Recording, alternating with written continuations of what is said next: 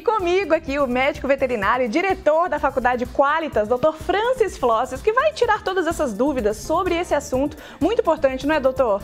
Muito Seja importante. muito bem-vindo. Obrigado pelo convite, mais uma vez, estamos aqui trazendo informações para os seus telespectadores. Oba, a gente gosta, doutor. Eu também gosto de passar as informações, é importante isso. É, demais, doutor. Doutor, e não é somente ingerir, a gente está falando no caso de envenenamento, não é somente ingerir o veneno, né? Pela inalação também de algumas substâncias, o pet pode ser uma vítima, doutor? Olha, nós podemos fazer uma comparação assim. O pet, nosso pet, qualquer que seja ele, um cão, um gato, um pássaro, eles são assim como uma criança nova, um bebê, né? Então é aquelas fases oral do bebê, né? Tudo que é pôr a mão na boca. Os pets também, tudo eles vêm com a boca. E além da boca, existe o olfato. Então eles cheiram também as coisas.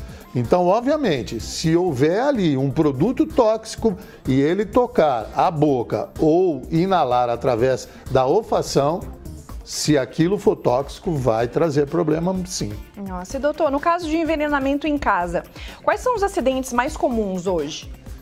Olha, os acidentes de intoxicação de pets, eles são muito comuns hoje nas clínicas veterinárias, nos hospitais. Por quê? Porque nós temos em casa uma série de produtos. Podemos começar a falar pelos produtos de limpeza que você tem na sua casa. Se eles não estiverem muito bem acondicionados, se eles não estiverem muito bem guardados, de não haver um acesso fácil do animal, ele pode ir lá e numa curiosidade, derrubar, lamber, cheirar. Então isso já é um problema. Por exemplo, na garagem dos seus veículos, do seu carro, de moto, essas coisas, tem aqueles produtos usados para a limpeza do carro ou completar o óleo, alguma outra coisa, que também pode ser algo que, ao ser cheirado, ao ser lambido, pode trazer intoxicação. E você já citou na abertura, né, do nosso programa aqui, os alimentos. Nós tivemos agora uma incidência muito grande de animais nas clínicas com o tal do chocolate. Nossa, o chocolate, que é um alimento, por causa da Páscoa, né? Sempre sobra o chocolate, ou ele fica assim pulando, pedindo, né? Do seu lado, essas coisas. Então, alimentos também. Outra coisa que acontece muitas vezes por falta de orientação dos tutores é o restodonde, né? Aquilo que sobrou do dia seguinte, essas coisas, acho que tem que dar para o animal. Então, aquele alimento que está condicionado já faz tempo, ele já sofreu uma degradação, né? As proteínas, as vitaminas já estão degradadas. E os animais, eles precisam comer aquilo que é de direito do sistema digestório deles. E não resto de presunto, mortandela, sei lá, arroz, feijão, qualquer outra coisa. Ou seja, pernil, né? Feijoada, que vocês já citaram hoje aqui, que hoje é quarta-feira, dia da feijoada. Não é para dar feijoada para pet, né? Pelo amor de Deus, não façam isso. Nossa, e doutor, no caso da intoxicação, forçar o pet a cuspir, assim, é uma solução? Seria uma solução? Não faça nada disso. Se você perceber algum sinal que o animal está com dificuldade de respirar, está ofegante, está salivando demais, está com as pupilas muito dilatadas, enfim, qualquer sinal anormal, levar imediatamente ao médico veterinário. Fazer ele vomitar, fazer cuspir. Existe aí uma lenda do leite, né? De dar leite, diz que é pior, porque o leite leva e esparrama mais o alimento dentro do organismo. Então não faça nada. Pegue o animal e leve imediatamente. Agora, mas é muito importante isso que eu vou falar. Precisamos saber o que causou a intoxicação, para chegar até nós, médicos veterinários, nós já darmos o antídoto específico. É óbvio que isso não acontece em 100% dos casos. Muitas vezes você não sabe o que intoxicou o pet. Exato. Então aí nós temos que manter os sinais vitais do animal. Mas aí já é um pouco mais difícil. Agora, você sabendo que se foi uma planta, inclusive plantas, eles são muito sensíveis a plantas. Tem plantas que são tóxicas para os pets. mas aí importante é você saber o produto, ou a planta, ou o alimento, aquilo que foi dado ao animal, ou ele foi lá curiosamente, cheirou, lambeu. Exato. E doutor, agora você mencionou sobre as plantas. Os sintomas da ingestão das plantas, elas podem ser diferentes de um veneno, por exemplo? Não. Os sintomas são os mesmos. A partir do momento que ela entra e começa o processo digestório, ela vai para o fígado, vai para o pâncreas, vai para os órgãos internos e tudo isso causa esses sinais que eu te falei. Uma salivação, deambulação, não anda em linha reta, as pupilas ficam muito dilatadas, fica ofegante, a respiração ofegante. Então a gente tem às vezes plantas que são bonitas para casa, tipo os antúrios, tipo o Comigo Ninguém Pode, o bico de papagaio, a espada de São Jorge. Se essas plantas forem ingeridas pelos pets, vai causar uma intoxicação. Exato. Doutor, nós temos algumas dúvidas que chegou aqui para você. Opa, vamos lá. A Claudinha, de Serra Negra: se eu presenciar um acidente em casa, que seja meu cachorro ingerindo ou inalando um veneno, o que devo fazer? É isso que eu falei, Cláudia, é você imediatamente levar esse animal ao médico veterinário mais próximo e, se puder identificar o que ele cheirou ou o que ele engoliu, né, lambeu, é muito importante para nós, para poder já ter um antídoto.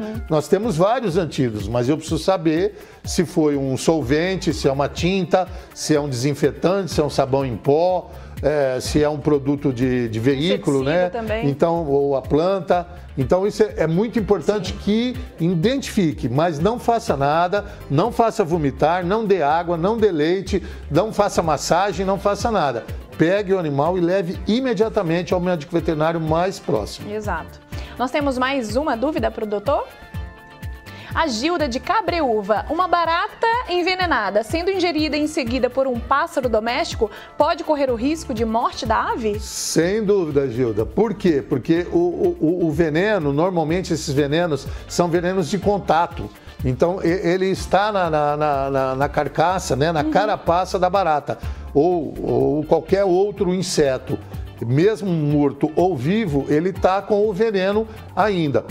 E uma coisa que eu quero destacar aqui é que isso depende muito de cada pet, tá? É óbvio que eu não sei te dizer a quantidade, né? No programa passado nós trouxemos o Bag, né? Que é um Lulu da Pomerânia, pequenininho, mas eu não sei te dizer se 1 grama já daria problema para ele, ou ele precisa de meio grama ou de 0,02 gramas. Então é muito complicado, porque cada organismo tem que saber muito bem isso, reage de formas diferentes. Exato. Mas a barata pode ser um fator intoxicante.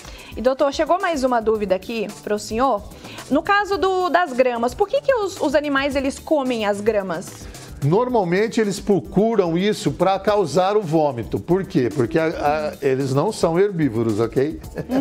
Os pets normalmente são carnívoros, né? Ou até onívoros, né? Nós estamos tendo aí hoje até suínos como pets, né? Que são onívoros. Mas então, quando eles não têm uma digestão correta, uma má digestão, eles procuram algo que faça com que eles devolvam aquele alimento que não está fazendo bem. E a grama é um fator irritante para a mucosa gástrica. Então aí eles fazem o regurgito. Doutor, a gente comentou sobre a barata aqui sobre uma dúvida. Os pets, eles podem sentir que o inseto ele já está contaminado, já está envenenado? Eles sentem? É muito difícil porque a curiosidade é muito maior.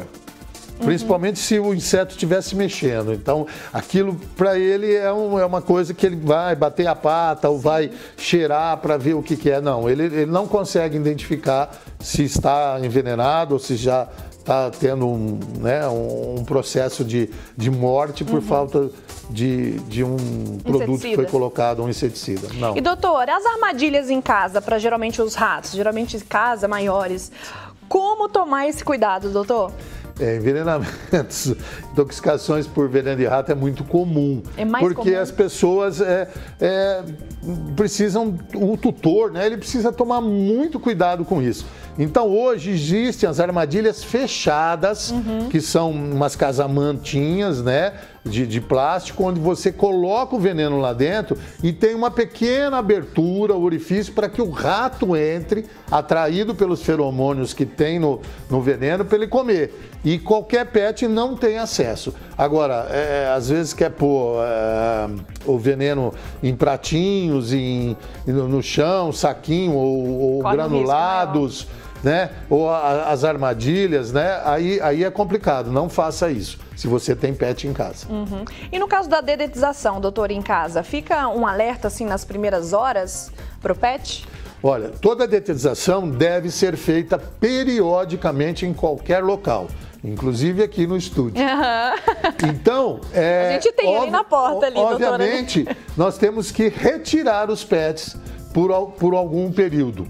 Então, depende muito do produto a que está sendo detetizado. Então, se é formiga, se é barata, se é cupim, cada produto ele tem um fim. E aí existe um período de proteção da retirada, inclusive aquários. Inclusive o peixinho seu que você tem lá, ele tem que ser retirado. Pássaro de gaiola, essas coisas, tem que ser retirado do local da residência por um período X, Y, Z, dependendo do produto que está sendo usado. Não detetize, não passe nenhum produto com o pet em casa. Exato. E, doutor, agora uma dúvida que você mencionou agora sobre os peixes. A gente tem, vamos supor, existe um aquário grande, aí 2 peixes estão mortos ali. O mais rápido seria tirar aqueles 2 peixes. Mas e se eles ficarem ali, caso o dono não veja? Pode chegar... É complicado. O aquário é um pet que você tem que, né, olhar umas 8 vezes por dia. É diferente de um cão, de um gato, de um pássaro. O peixe é uma coisa que você tem que ter muito cuidado, porque às vezes você deu comida demais, ou deu comida de menos, ou tá causando algum problema, alguma bactéria, alguma coisa no aquário, o lodo, essas coisas. Então, você tem que ficar muito mais em cima. Mas se tiver algum animal morto dentro do aquário, precisa ser retirado com a redinha rapidamente. Exato. Não deixar lá, não. Por quê? Porque ele vai entrar em estado de putrefação e isso vai contaminar a água para o restante dos outros animais. Exato. Professor Francis, muito obrigada pela aula. Sabe que é uma honra receber o senhor aqui no nosso programa. Okay. Muitíssimo obrigada e até breve, né? Sempre que precisar, estaremos aqui trazendo essas informações importantes para os seus telespectadores. Tá bom, a gente vai trazer um pet uma ave mais diferente, viu, aqui? Tá certo. Eu vou te convidar. Vamos lá, estamos aí. Obrigada, viu, doutor? Imagina, obrigado, eu que agradeço.